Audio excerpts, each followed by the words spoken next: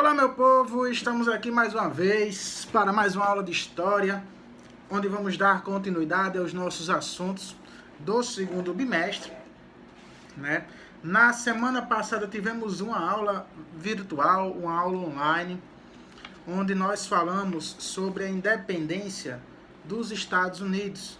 Estados Unidos que eram a colônia da Inglaterra, né? Foi colonizada pelos ingleses. E aí, durante o momento em que o mundo passava pela crise colonial, onde as colônias passaram a receber influência do movimento iluminista, esses colonos passaram a organizar movimentos que se rebelavam contra o poder metropolitano, né, o poder das metrópoles europeias. E a partir disso deu-se o início dos processos de independência desses países. Antes ainda da independência dos Estados Unidos, concluímos o assunto sobre Revolução Industrial, que já havíamos iniciado no final do primeiro bimestre.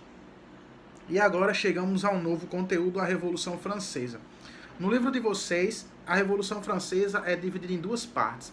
Então hoje nós vamos ver a primeira parte da Revolução Francesa, que vai desde o início da insatisfação do povo até realmente a tomada da Bastilha e o início desse ressurgimento francês, dessa França pós-revolucionária.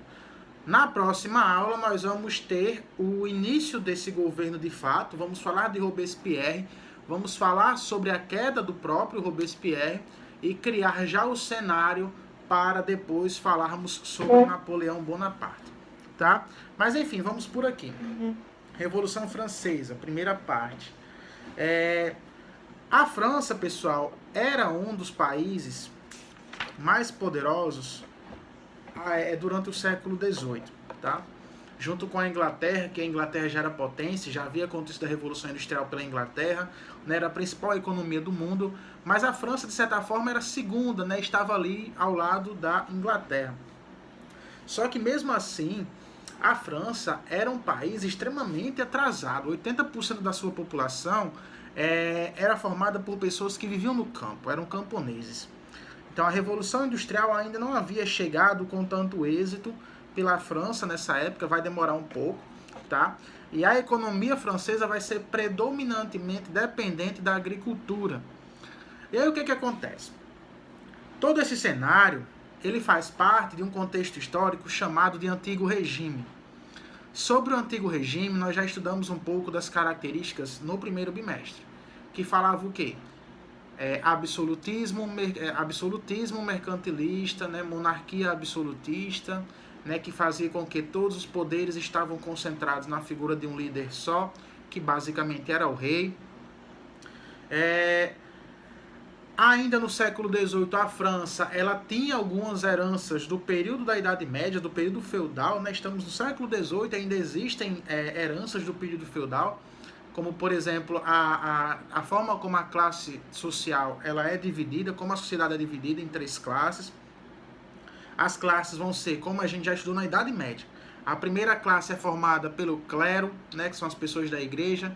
A segunda classe é formada pela nobreza, né, os reis e as pessoas mais próximas aos reis. E a terceira parte, naquela época, era chamado de servos. Né? Hoje em dia não são mais servos, porque surgiram outras classes sociais, como, por exemplo, a burguesia. Então, a terceira parte da classe da sociedade, o terceiro estado, né, vai ser chamado de, basicamente, os demais povos da civilização. Então, o primeiro estado, clero, o segundo estado, nobreza, e o terceiro estado é o resto da população.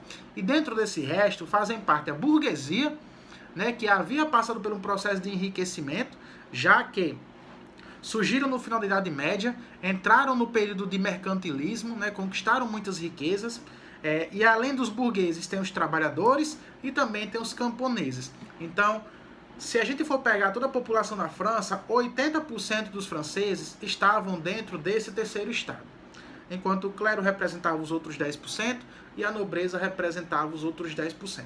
Então, a grande maioria fazia parte desse terceiro estado. E eles estavam extremamente insatisfeitos Com o atraso da França, a França não saía do lugar, estava estagnada, né, dependente excessivamente da agricultura, enquanto outros países já estavam diversificando a sua economia, a França estava parada, né, parecia ainda uma sociedade feudal. E sem falar que com o regime absolutista, o rei ele se sentia uma autoridade suprema, uma autoridade divina.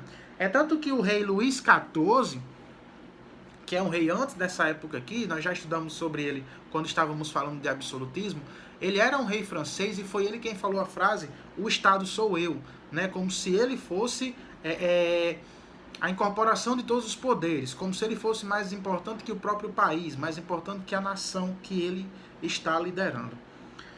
E aí, quem está no poder agora não é o Luís XIV, é o Luís XVI, um dos seus sucessores. A população inconformada com a desigualdade social que existia, com o atraso econômico, com as grandes dívidas que a França contraía, e basicamente só quem pagava os impostos nessa época era o terceiro Estado. O clero e a nobreza eram isentos de impostos, eles não pagavam impostos. Eles possuíam muitos privilégios. Eles eram sustentados pelo terceiro Estado e eles não pagavam impostos. E possuíam muitos direitos políticos. Já o terceiro Estado era o contrário. Eles sustentavam o país, pagavam muitos impostos e basicamente não tinham direitos políticos. E aí esse é o motivo da insatisfação. Por que a França está devendo tanto? Primeiro porque, como dependia muito da agricultura, não tinha como ter uma economia diversificada. E aí eles passaram por uma crise agrícola que fez com que a produção entrasse em crise e isso fez com que toda a economia também, de certa forma, entrasse em crise. E junto a isso, os franceses, eles contraíram muitas dívidas com a participação na Guerra da Independência dos Estados Unidos. Porque, como a gente sabe, os ingleses e os franceses possuíam uma rivalidade desde a Guerra dos 100 Anos, que começou lá durante o período feudal, né? E aí eles sempre travaram conflitos, e aí quando os colonos dos Estados Unidos resolveram declarar sua independência e teve a guerra contra os ingleses, a França resolveu dar apoio militar aos norte-americanos. E participar de uma guerra geram suas dívidas, né? Geram seus custos, seus gastos. E aí esses gastos ficaram para ser pagos justamente pelo terceiro Estado. Então, eram vários os motivos de insatisfação em relação a tudo isso, e o rei Luís XVI não estava nem aí para a população. Né? Desde que ele vivesse bem, desde que seus privilégios fossem mantidos, ele não se importava em como a população estava vivendo, né? As péssimas condições de vida da população francesa. E a população passou a perceber isso e passou a receber também influências das ideias iluministas, né? Porque o iluminismo ele faz parte de todo esse contexto da época aí. Tá? Então essas influências de liberdade, divisão dos poderes, liberdade de expressão, liberdade política, né, liberdade religiosa, então tudo isso está envolvido nesse contexto aqui e vai fazer com que sejam influências para os movimentos de independência. E na Revolução Francesa não será diferente. O movimento iluminista vai ser a base da Revolução Francesa. Tá? E aí, diante de todo o contexto de confusão, a população insatisfeita, né, o terceiro Estado pedindo mais poder político, mais direitos, e aí é convocado, então, uma Assembleia dos Estados Gerais. O que é isso?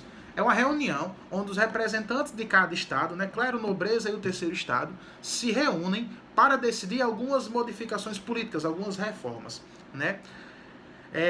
Cada Estado tem direito a um voto. Então existiam 3 votos, um para cada estado. Só que o terceiro estado ele representava 80% da população. Então, se fôssemos seguir uma lógica, o voto do terceiro estado era para valer mais do que o voto dos outros estados. Mas não era assim que funcionava. Então, basicamente, sempre quando tentavam mudar alguma coisa que privilegiasse ou resolvesse a situação do terceiro estado e que prejudicasse os outros dois, geralmente essas propostas elas não eram aprovadas. Porque, por exemplo, existiram tentativas de fazer com que o primeiro e o segundo estado também pagassem impostos, e não só o terceiro.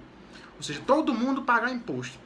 Essa votação rolou e, obviamente, ela foi negada, porque o terceiro estado votou a favor, mas os outros 2 estados votaram contra, né, defendendo seus próprios interesses. E aí, quando os membros do terceiro estado perceberam que aquela reunião não iria funcionar, eles não conseguiriam chegar ao objetivo que pretendiam, eles resolvem sair dessa reunião e vão se reunir em uma outra sala, no Palácio de Versalhes, que é o Palácio de Governo da França. E lá eles se autoproclamam a Assembleia Nacional Constituinte, né? O grupo que seria responsável por criar uma nova Constituição para uma França, que a partir daí deixaria de ser uma monarquia absolutista, onde só o Luís XVI governava, para ser uma monarquia constitucional, onde poderia manter o rei Luís XVI, mas ele não governaria sozinho.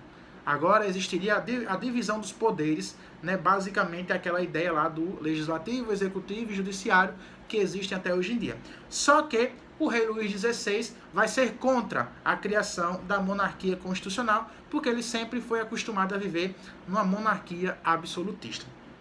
Ao mesmo tempo em que esses grupos estão fazendo suas intrigas no Palácio de Versalhes, a população está eufórica no meio das ruas, né, justamente revoltada com toda a situação, sabendo do que estava acontecendo dentro do Palácio de Versalhes, que as coisas não estavam sendo resolvidas, e aí eles começam a ir para as ruas, começam a incendiar alguns prédios, começam a quebrar tudo, né, e aí, como eles sabiam que o rei Luís XVI contava com o apoio do exército, a população tentou se armar. Naquela época existia uma muralha, um castelo, chamado de Bastilha. Essa Bastilha funcionava como uma prisão e um depósito.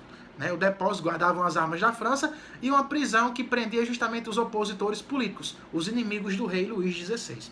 Então a população resolveu se reunir, invadiram a Bastilha, né? Tomaram o controle toda a Bastilha, libertaram os presos políticos e começaram a se armar. Quando o rei Luís XVI viu que a população estava armada, ele resolve fugir, né, para a Áustria, que é um país vizinho, e era amigo, o rei era amigo do Luís XVI. Só que depois, o rei Luís XVI ele é reconhecido, ele é capturado e preso. Depois ele será julgado e condenado como inimigo da nação. Diante de todo esse contexto, né, a queda da Bastilha, onde a Bastilha foi controlada, esse evento é histórico, é considerado o evento que marca o fim da Idade Moderna e o começo da Idade Contemporânea, tá? É o evento que marca justamente a queda da Bastilha ou Revolução Francesa, é o que marca justamente essa transição. E a partir disso era necessário agora criar um governo, criar uma Constituição, vai ser criada a Declaração dos Direitos do Homem e do Cidadão, onde vão ceder vários direitos para a população, novos direitos inspirados nos ideais iluministas, né? E também, dentro de todo esse contexto, vão começar a surgir grupos políticos, os dois principais, os girondinos e os jacobinos. E aí, a partir do surgimento dos girondinos e dos jacobinos, é que se cria os conceitos de ser de direita ou ser de esquerda. Então, entender quem fazia parte dos jacobinos e quem fazia parte dos girondinos vai nos ajudar a compreender quem é que faz parte, ou pelo menos deveria fazer parte, desses grupos políticos da esquerda e dos grupos políticos da direita. Né? Como foi que essa ideia política, como essa divisão política surgiu e continua até hoje em dia. Isso aí a gente já vai ver na próxima aula, que é a segunda parte desse assunto aqui, Revolução Francesa. Tá? Ao longo no final desse capítulo, existem tem as 20 questões, como sempre tem, né, no final dos capítulos. A minha numeração, como vocês perceberam semana passada, ela é diferente da numeração de vocês. Então, vocês vão no sumário, procura a página que fala Revolução Francesa, 1789 a 1792. Vai até esse assunto, lê todo o assunto, e no final desse capítulo tem as 20 questões lá para vocês responderem, uma semana de prazo para entrega, e nos vemos mais tarde na aula online e também semana que vem com mais um conteúdo com a segunda parte desse assunto aqui, beleza? Não se esqueçam de se inscreverem no meu canal, de deixarem o likezinho, o joinha de vocês aqui e ativarem o sininho, porque aí toda vida que eu postar um vídeo novo para a turma de vocês, vocês já vão receber a notificação, beleza? Então valeu galera, é isso, é nóis, e tchau, e pam, valeu, até a próxima.